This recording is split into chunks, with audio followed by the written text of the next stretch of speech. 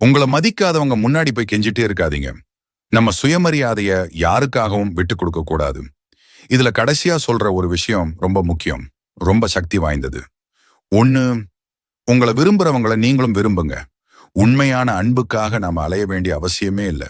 2, எங்க உங்களை மனசார கூப்பிடுறாங்களோ அங்க மட்டும் போங்க. மரியாதை இல்லாத இடத்துல ஒரு நிமிஷம் கூட நிக்காதீங்க.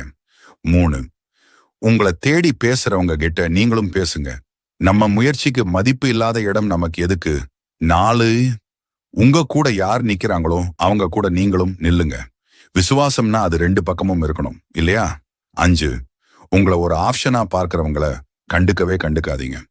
நம்ம சக்திய ஏன் தேவையில்லாம வீணாக்கணும்? 6, மத்தவங்க சொல்றத வச்சு உங்களை நீங்க எடை போடாதீங்க. அவங்களோட கருத்து உங்களோட நிஜமாகிடக் கூடாது.